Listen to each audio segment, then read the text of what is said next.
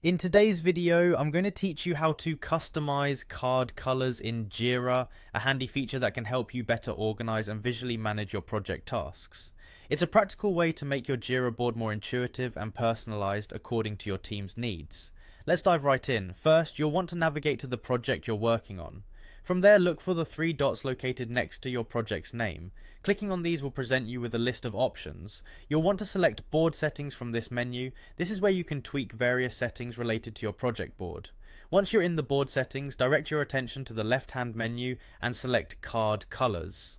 This is the section where all the magic happens. Here you can customize how each card appears on your board based on certain criteria.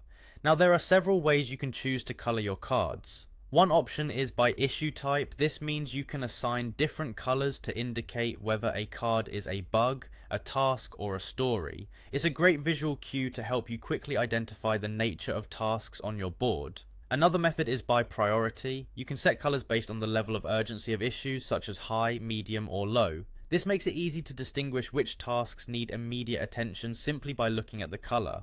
You also have the option to color cards according to the assignee. This is particularly useful in larger teams, where it's beneficial to know at a glance who is responsible for which tasks. For more advanced customization, you can use JQL queries.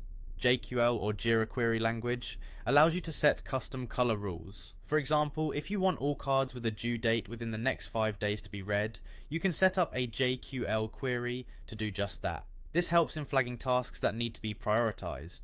To configure these card colors, first, select the square in the color column adjacent to each item and choose your preferred color from the palette.